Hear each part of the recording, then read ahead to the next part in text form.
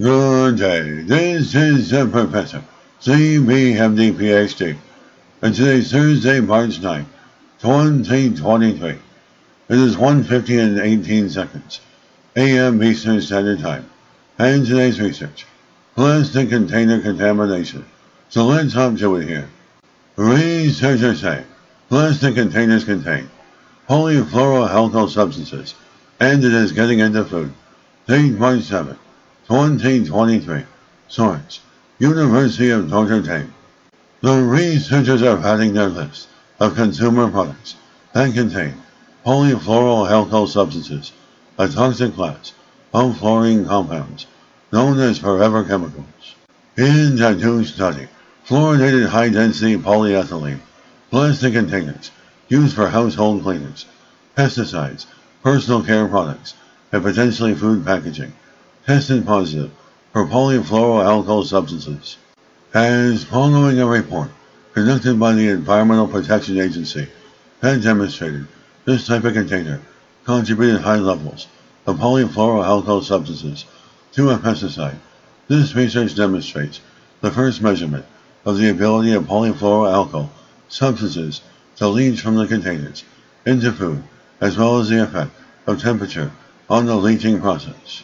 The results showed that polyfluoroalkyl substances were capable of migrating from the fluorinated containers into food, resulting in a direct route of significant exposure to the hazardous chemicals, which have been linked to several health issues, including prostate, kidney and testicle cancers, low birth weight, immunotoxicity, and thyroid disease. Not only did they measure significant concentrations of polyfluoroalkyl substances in these containers, they can estimate the polyfluoroalkyl substances that were leaching up, creating a direct path of exposure. It is important to note that these types of containers are not intended for food storage, but there is nothing preventing them from being used for food storage at the moment. Although not all high-density polyethylene plastic is fluorinated, the researchers noted it is often impossible for a consumer to know whether a container has had that treatment. And indeed, if substances like pesticides are stored in these containers and then are used in agricultural crops, these same polyfluoroalkyl substances will get into human food sources that way. In 2021, the Environmental Protection Agency announced its polyfluoroalkyl substance strategic roadmap, promising to act on widespread exposure to polyfluoroalkyl substance. The plan includes developing a more comprehensive understanding of the health and environmental effects of polyfluoroalkyl substance exposure, preventing further contamination of air, land, and water, and addressing the need for cleanup of polyfluoroalkyl substance already in the environment. As polyfluoroalkyl substances is often used in association with stain or water-resistant products. For the study, researchers tested high-density polyethylene containers that were treated with fluorine to create a thin layer of a fluoropolymer as a means to impart chemical resistance and improve container performance over long storage periods. While these materials generally stay in the container wall, the manufacturing process can generate lots of smaller polyfluoroalkyl substance molecules, which are not polymers. Experiments were designed to measure the ability of these chemicals to migrate from the container to samples of different foods and solvents.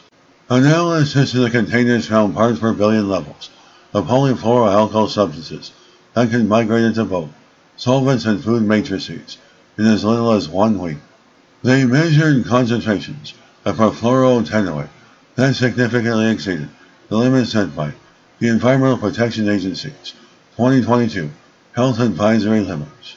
Now consider that not only do we know that the chemicals are migrating into the substances stored in them, but that the containers themselves work their way back into the environment through landfills.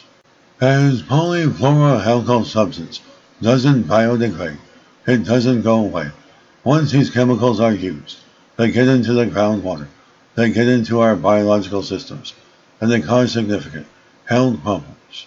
The researchers measured polyfluoroalkyl substance concentrations in olive oil, ketchup, and mayonnaise that had been in contact with the fluorinated containers for 7 days at various temperatures. As discovery based on the amount found in the different food samples, the study estimates that the polyfluoroalkyl substance could be ingested through food stored in the containers to be a significant risk of exposure.